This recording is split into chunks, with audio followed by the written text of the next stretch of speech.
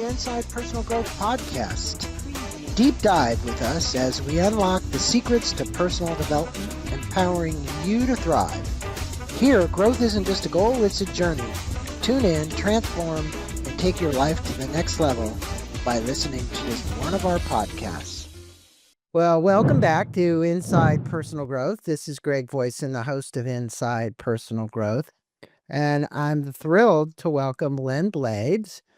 She is the inspirational founder of Legacy Leadership and the author of this newly released book that we will actually pop into the screen. The Quiet Burn, an ambitious woman's guide to recognize and preventing burnout. It's a Greenleaf book production, and it's May, and this is May of 2025. It's coming out. Good day to you, Lynn. You're joining us from London, England. How are you today? I'm very good, Greg. Thank you so much for having me. Well, it's a pleasure having you and you joining us from across the Atlantic there, and an opportunity to speak with a worldwide audience, which is always interested in the topic. You say the quiet burn, the burnout, the stress. I'm going to let our listeners know a little bit about you because you and I have a common friend, and that's Marshall Goldsmith. Marshall's been on the show many times, and he used to live right here in Rancho Santa Fe, now living in Tennessee. And he and I used to take walks on Saturday mornings. So, quite a distinguished guy. You have the honor of gone through 2 decades of experience, guided an extraordinary range of leaders from C-suite executives to their teams across industries, including finance, law, tech, media, marketing, and luxury. Uh, Her impressive client roster includes global giants like Nike, KPMG, British Airways, and other major companies such as Sony Music, BBC, and Warner Brothers. And so before her executive coaching consultancy, Lynn enjoyed a successful career as an award-winning journalist, working with international networks including CBS, CNN, CNBC, and the BBC. Um, so her background is shaped with this exceptional communication skills, and she got this book done, and we're glad to have it. And this is the debut of this book. So Lynn, welcome again to the show, and thank you for taking the time to spend a little bit of time with our listeners. Right. Now, you know, the the book obviously comes from your personal experience as well. Uh, and you open up with a metaphor of kind of burnt toast to describe how women often push themselves beyond their limits. And I think that's because they've been cultural in the culture. We kind of expect women to be able to multitask, right? They got to take care of the kids, they got to take them to school, they work, they got to clean the house, they also do all of these other things, right? um so what inspired you to write The Quiet Burn, and how has your personal journey with burnout kind of shaped the perspective of this? Well, the burnt toast thing, how many times do you put a piece of bread into the toaster and then, you forget about it. It comes out, it's burnt, and you just kind of scrape off the crumbs and you think to yourself, I could save this. I could save this. And I'm going to put some butter and jam on it anyway, and I'm going to eat it. Well, you can only, scrape those crumbs off a couple of times before all you're left with is literally the crumbs. And I think that that metaphor is something that a lot of women can relate to. And it's deeply personal to me. I can't tell you um, how many times I've kind of ended up just with the crumbs of myself. And I think it symbolizes the way women settle for less, put their needs last, and normalize the erosion of their own joy. And I wrote this book because The Quiet Burn, because I've lived it. I reached a point where I looked polished on the outside, but I was quietly unraveling on the inside. And through my own recovery, I recognized this pattern of behavior in so many ambitious women that I coach. And outwardly, they looked like $1,000,000. They were successful. Inwardly, they were completely depleted. And this book is both a mirror and a guide, a way for women to see themselves clearly and to learn how to reclaim their energy and agency without sacrificing their ambition. Yeah, I know. I remember interviewing Marshall, and he would talk about ambitious people and their regrets that they would have. And the interesting thing is why do you, Lynn, believe that self-nurturing and care are such a challenge for a woman when really it should be the first thing that they do for themselves? Love themselves, nurture themselves, and care for themselves. Yet, when people get into this cycle of I'm not enough, I've got to do more, they can all, hey, they have 2 or 3 degrees, they got a big house on the hill, they got the car, they got all the things that Marshall and I have talked about, yet they're unhappy, right? Um, when is enough enough? And what would you say about that? What kind of Well, advice do you give these ambitious executives? well, let's just go back to the very first thing you said that why don't we prioritize our own care? Mhm. Well, women simply are not raised to do that. From little girls, we're taught to put everybody else's needs before our own. So we do not prioritize our own needs naturally. And when we do prioritize our own needs, we feel guilty about it. Mm, We literally have this dual burden of having to work and to also look after our homes and our children's and our partners. That is how we've been conditioned. And my thoughts about that is that we need to reprogram. This book is a manifesto for reprogramming yourself so that you actually prioritize your own well being because it's not only good for you, it's good for those that you care about mm. because you're going to be able to be your best self. You cannot do that when you are running on fumes. But we are deeply, deeply conditioned to not do that.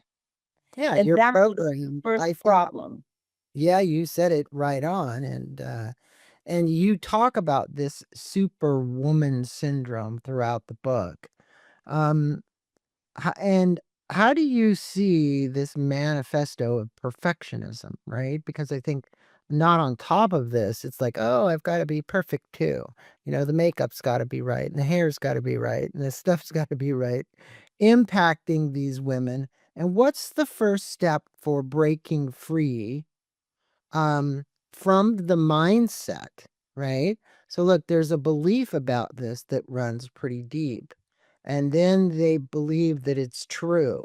And the only way to really question it is say, is this really true? Is this the way I have to be? And so my question for you is, how do you break this mindset? Okay. Well, let's just start with the facts. Superwoman is a cartoon character. Okay? Yeah, yeah. He does not exist. Pure and simple. But the superwoman syndrome is real.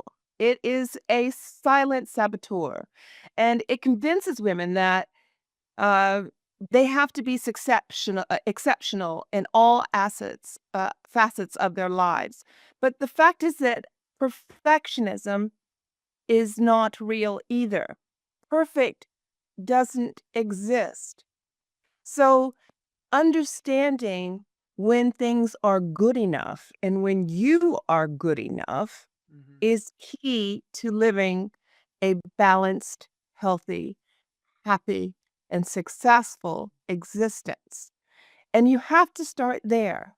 You know, whether you're a leader, mother, partner, friend, you just have to allow yourself to be human in all of those aspects.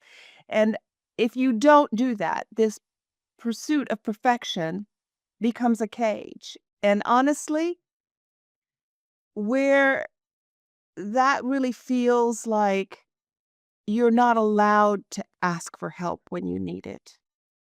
We we hesitate to actually help ask for help when we need it because we feel like that is a failure, and that is just ridiculous. So you've got to break free from that concept that you have to be superwoman. Drop the cape. It is time to reframe and redefine what strength looks like. And strength is asking for support. Strength is knowing your limits. And freedom begins when we give ourselves permission to be whole, not flawless. Look, this is an issue for women, and I think it's an issue for men as well. I mean, when you look at both sides of the coin, it's really about this ego that's constantly saying, I'm not enough, or you were programmed as a child. Well, you didn't get A's. You should have gotten A's. You should have gone to this university. You should have done this. Shoulda, shoulda, shoulda. And the reality is, you are the best that you are right now. And I think contentment with knowing that that is the case is the most important thing. But finding it's a different thing. Mm. So, you write about the imposter syndrome, and I've had many people on here speaking about imposter syndrome. Um, you say a creation that originated from men when women began to seize opportunities. Could Mhm. you elaborate on how the systemic biases contribute to women's self-doubt, particularly for women of color? Well, I think, when you have the chips stacked against you, just through the very fabric of society, as a woman of color, you're not only facing the gender bias, but you're facing the race bias as well. So the system is stacked. It is not, we are born at the bottom of the totem pole. So you're constantly trying to prove yourself, whether, academically, personally, professionally, you're always having to do twice as much to get just as far as your white male counterpart. And, almost as much as your white female counterpart. And that kind of frustration, causes anxiety, it causes a lack of confidence, it makes you feel, it gnaws at you. It can make you feel, you know, irrational even and emotional. But these are real things. These are actual facts that cause you to feel numb and make you feel, like you can't sleep even though you've been rested for a very long time, or you have a real loss for the joy in the work that you once did. So, if you carry that kind of albatross around your neck on an everyday basis, it's a load to bear. It's a big load to bear. It's all of those things, those undercurrents of society that just break you down and burn you out Yeah, and well, wear you down. that is the burnout because they say the stressors, right? And it's, the fight or flight. And, we're always seeing like in this stress, there's this fight. And that's what you're talking about in essence that I hear is kind of the fight. And it's like, Right. well, so when does it end? When can I stop the fight, right? Because you're, like, running from this all the time because it's constantly in pursuit of you. So, throughout the quiet burn, you shared a lot of compelling stories. Sophie, Catherine, and others. Which transformational story resonated the most with you personally and why? Because I think someone's story is really, really important. And that story being told by you, the author, is important for our listeners to hear because here's somebody that you helped transform. There's a couple of stories really of people who women that I identify with. I want to say something first about imposter syndrome. It's very real, and it was identified in back in the 1970s. But I do feel that when you think imposter syndrome is an emotional thing, okay? It's not based on fact or reality. And when I see really highly successful, ambitious women suffer imposter syndrome, it just breaks my heart because the facts say and the data say something completely different from what they're experiencing emotionally, which means that they feel that they are not good enough, that they are undeserving, that they are in the what I call why me mindset. It should be the narrative in their heads should logically be why not me? Right. I deserve all of this and more because I have worked hard for it and I'm really good at it. And this set of facts and data tell me this. But there are all of these external stressors that are there all the time saying, well, do you? Do you really deserve it? Are you really as good as the fact and data say? Of course you are. I'm not saying that we shouldn't all feel a little imposter syndrome every now and then, but that should not be your status quo. That should not be your internal dialogue on a regular basis. It simply should not be. And I think there's a couple of stories.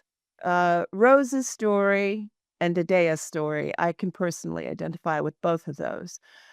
Um, with Adea, she grew up. She's um, a Black woman who came to this country when she was very young with her family and was transplanted into a very white environment. So all of her education was, she was often the only or one of very few. And she was highly educated and was very successful, very ambitious in all of her endeavors. And she came from a family where they valued education, they value success, and they knew that they wanted the best for their children. So she just got along. She just did what she needed to do to be successful.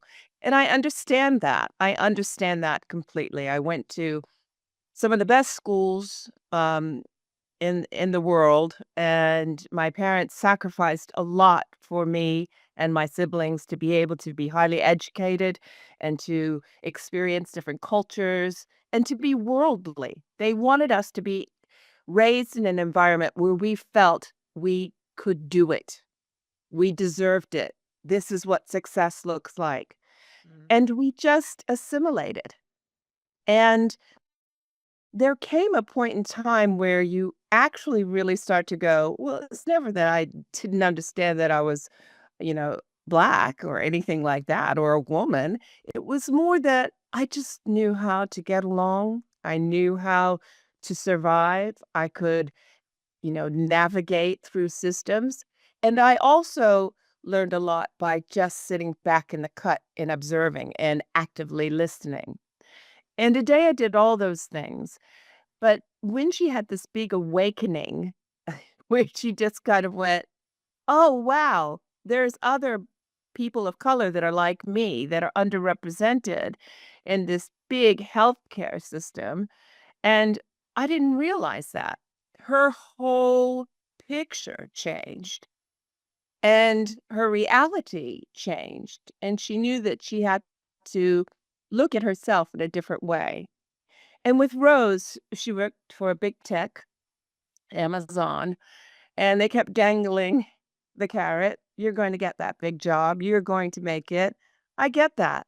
I I really get that.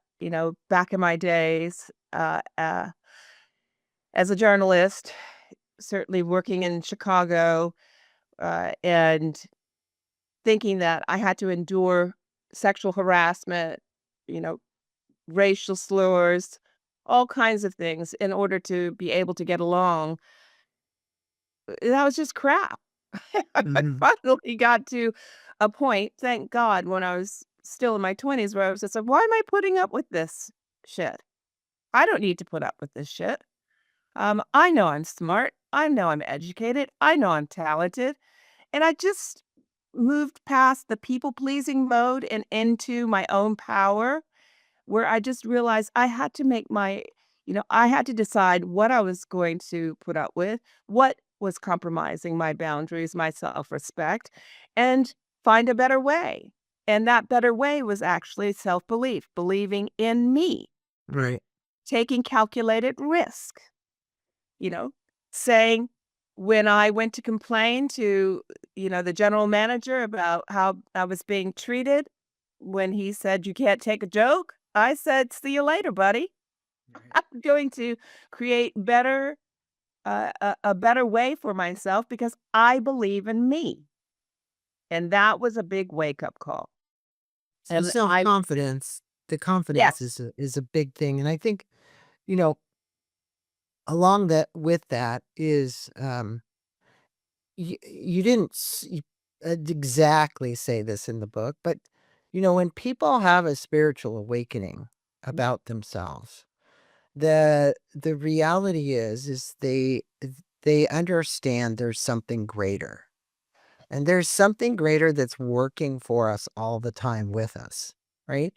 Um, and I think whether you believe in yourself, but you also believe that there's a greater power out there that's guiding and directing you, and you use your intuition like you did, and you said, "Hey, Mister Station Manager, I'm gonna take a hike," and you feel comfortable enough saying that because you know that you're going to be okay.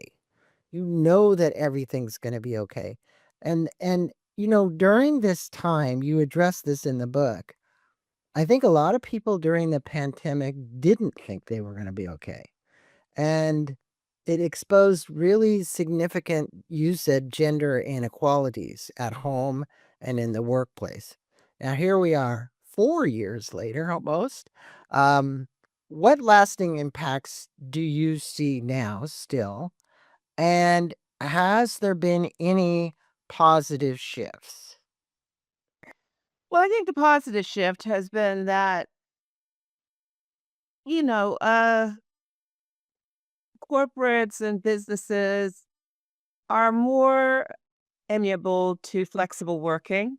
I think that they realize that women do carry the most of the burden that is within the home, and that they are also you know, looking after people on their job and doing their jobs. So I think that there has been a heightened awareness of that. And I also think that there's been a heightened awareness of the need for very good male allies, because I think men actually had the time to focus and see how much women do actually, what we're responsible for, the value that we bring to the table. So I think that that's been good. Of course, in our current climate, some of that is being erased or considered unimportant. But I think what happened during the pandemic is that women actually had the moment to focus and see how much we do, how much responsibility is placed on our shoulders, and how we raise to the occasion. We Mhm. do what we need to do. We get on with getting on, because we have to. And I think, certainly from my own experience, and I'm married to a guy who actually did change the diapers and helped with the feedings and all, is a good father and, very successful at what he does. But when it came to the pandemic, thank goodness our daughter was not, at the age where I had to homeschool. But if I had to homeschool, I was cooking, I was on Zooms all day long working.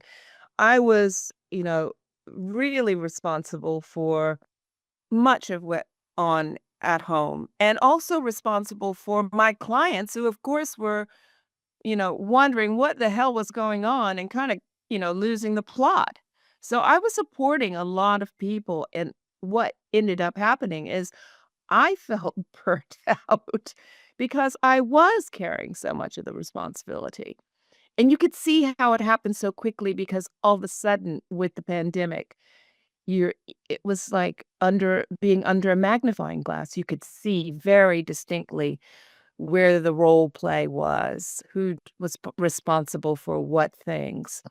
And in my situation, my husband's a film producer, so he works when he has a film. And actually, during the pandemic time, he made 4 films by the time we really got through the end of it because they were all in various stages. But his anxiety and his needs were all based around other people, not you know, within our little microcosm. Within your family, I get it. Exactly, Yeah. exactly. Well, So, yeah, it no, was I think difficult. yeah, and I think for so many people it was. And yes, the things have shifted, and fortunately so. And we're seeing some people back to work because the employers want them there. Yeah, We're seeing some of them where they're still giving them time to work from home, which I believe personally, if people get their job done, who cares where they do it from? But so let's talk about this. Um, there are people in our lives that are energy vampires. Okay. We've heard this. And I think setting boundaries is really important. And it's what you were kind of basically alluding to. So, what practical advice would you give a woman who's listening right now, who's struggling with saying no to colleagues or loved ones? To say, look, I have to set some boundaries here. And I think, you know, setting boundaries is really important because it's like, so what else are you, because it's always you giving someone else your time, right? Or advice or service or whatever. And when it becomes imposing, the person usually gets angry, they get frustrated. Um, and that anger then turns into stress, and that stress then turns into burnout. yeah. Well, So how do you help them manage that? I'll tell you, no is a beautiful word. Yeah, it is. Easy to say, harder to actually mean. Absolutely. But no means No. self-respect. It represents self-respect. Yeah. It represents boundaries. It represents you know your worth. So often, we let the word yes escape out of our mouths when we are internally screaming no. So, the first thing I would tell any woman is embrace the beauty and power of saying no. You know, what don't you understand? The N or the O? So, to be honest, the energy vampires, you all know who they are. Yeah. We all had them in our lives. Ask yourselves the question, what am I getting out of that relationship? Are you just a big ear? Are you just a big sounding board? Is it actually a two-way relationship? Or is someone literally sucking the life out of you? The best way to get rid of that energy vampire is to simply not respond, because that person needs the response. They thrive on the response. They count on you being there and listening and giving, giving, giving until you have nothing left to give. All right. Well, Then it's you're called burnt out. self-preservation, you know? You you call it the quiet burn. It's not the quiet burn. It becomes the loud burn. Um, well, and I get that, and I think in both sexes we experience this, right? And I think this is good for men as well to hear this. It's like, okay, Yes. you're gonna say no too. So when addressing these women's career advancements, and I know achievement is a big thing, it's like, okay, I want to advance, I want to achieve, I want to show that I've done something. You referenced Madeleine Albright's quote in the book about women helping other women. I Yes. what does Special meaning place in hell for those who don't. so what does meaningful allyship between women look like in kind of a professional setting? Because there are, places where women, I know in the United States, we have women's groups that meet that are professional women, right? And they spend time talking with one another.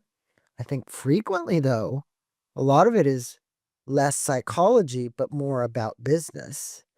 And it always concerns me. I mean, a good example is like, let's just say Vistage groups, right? I'm sure you're familiar with them, but they're places where CEOs go to share ideas and talk and whatever. And you always wonder, okay, a lot of times it's about the same thing. We're not really getting to the psychology of what you're talking about, burnout. Well, It's mostly business meetings. Now on the side, yeah, people are talking about that. But how would you, with this question, with these what you would call professional settings where women can go to actually address this and be supported? I'll tell you, um, women are over-mentored and under-sponsored, and the best thing women can do is to understand that sisterhood works. Now, if we go back to the '80s and the queen bee syndrome, where we were led to believe that there was only one spot at the top table for a woman, and that woman fought and actually code switched to act like a man, essentially, to get to the top table. And then once she was there, she looked behind her and she said to her sister, "Well, I got here on my own. You get here on your own." Mm, Well, to be honest, there's still some of that going on, but there's a much, much better way. And that much better way is the power of sisterhood. That we actually, and I really firmly believe this, we need spaces that are women only so that we feel safe. mhm, We don't worry about what we look like. We let our hair down. We use our power to network and to establish relationships. We listen actively to each other and help each other. And we exchange ideas on how we can advance in our professional lives. And we feel good about it. We mhm, feel really good about it. I'm not saying men aren't allowed in those spaces periodically as guests, but they are women-only spaces to empower women, to shut down any dynamic that is negative or saying that we are not enough, to buy into the female essence and the power that we bring, and that diversity of thought that is so necessary to the lifeline of every business. We need to understand and embrace that and bring that together.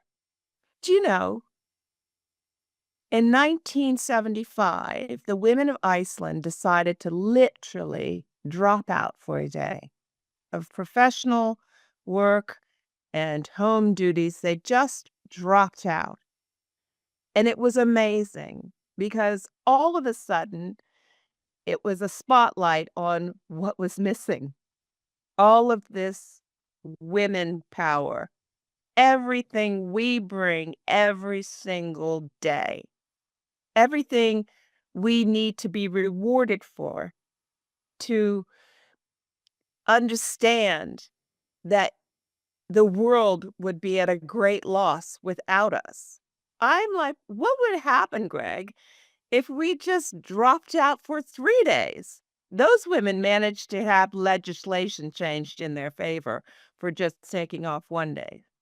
I'm sure more childcare because I know that country is very, It pro. is. All of Yeah, those Northern European countries, they do they make get it. little you They get get it. yes, Yeah. they get it.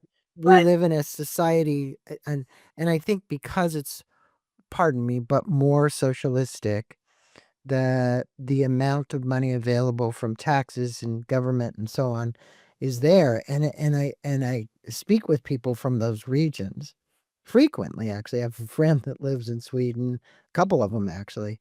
And it is amazing how content the people are under the structure, right? because They love it. it's a strong It structure. works. It It works.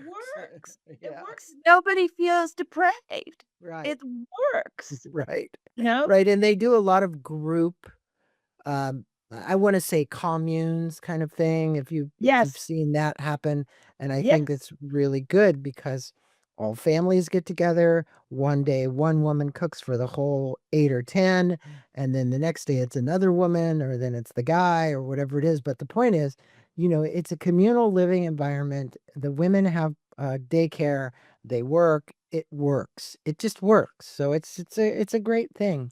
Now look, that in itself is revolutionary to a place like the United States. I don't know about England, but definitely under our current administration, that would be something just weird, right?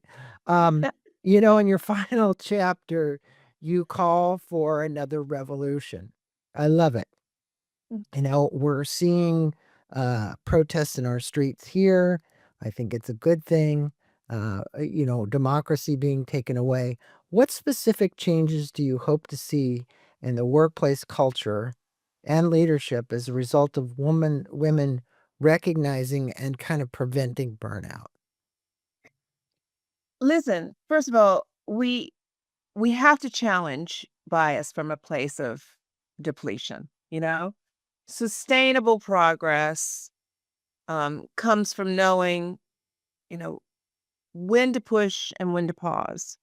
Because burnout really doesn't help anyone, especially not women whose brilliance, the world needs. So I think that we have to ask for what we want. That's the first thing. My mother taught me when I was a little girl, don't ask, don't get. And I quickly got nicknamed Gimme, you know? And honestly, I don't have a fear of asking for the things that I want to have and the things that I think I deserve. And I really believe that is what we have to do. The other thing we have to do is champion ourselves. How many people, women and men, but women in particular, have been at a table, had a brilliant idea, 10 minutes later, a man says it, and all the light bulbs go on. Isn't he fantastic? You know? Yeah. We have to be able to champion our own successes. We have to put the hand up and say, I did that. I captained that team. My team and I, we did this amazing feat. We accomplished it. We don't say that because we're conditioned to put our heads down, work hard, and will get rewarded. But that is just not the fact. Right. Yeah, on occasion, of course, somebody does notice you and, maybe gives you a hand up. But in general, if you don't make yourself visible, you're not going to be seen. So women have to make themselves seen and heard loudly Mhm. because And that gives you the ability to say, I'm here. This is me. This is what I need. These are my boundaries. If this is not in line with my values, my beliefs, and my purpose, if you are compromising me too much, I am going to leave. Don't be led by fear. That's the Mhm. other thing. Right. Fear is like wearing cement shoes on your feet. We have got to take calculated risk. Men are taught to take risk, encouraged to take risk. Women are not. We are taught to be risk adverse. But if you want to succeed in business and in life, you have got to take calculated risk. And we have to take risk if we really want to own it. If we want to lead in the way that we are capable of leading, if we want to contribute to society and be recognized for what we do. Right. And I think, Lynn, you bring up a good point. I recently did an interview with a gentleman about a book. The title is really great. What if no one is coming to save you? Yeah. The reality is that women, like you've been advocating all along during this interview, to prevent yourself from going into burnout, you kind of need to save yourself. And Oh, compassion. exactly, exactly. Now, this is the book, The Quiet Burn. I want everybody to go out and get the book. Also, there's QR codes in here that go to videos. And I want people to know there's an assessment in it as well, that you can get through one of these pages. And these QR codes are great because it's Lynn giving you a very short little advice. Um, the place that you can learn about Lynn is actually very easy. LYNNBLADES.com. There you can learn about legacy leadership and her coaching services. You can learn about all of her services. You can learn about the retreats and what it is that she does in her leadership coaching and professional coaching and personal coaching, her workshops and her courses. So go to lynnblades.com and go get a copy of this book. Again, I'll hold it back up. Lynn, any final parting words for our listeners today? Yeah. Um, Erase that idea that worth must be earned through sacrifice. Mm, We are enough. We are ever so powerful. And this should be our time. You know, change is difficult because you never know what's on the other side of it. And that's why people are so change averse. And that's why they revert back to old habits and old ways. But you know what?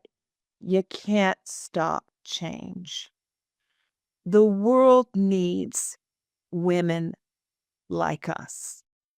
The world needs strong women who are ambitious, who want to change, be the change, want to make this world a much, much better place. Because we are a force for good. We are a force for change.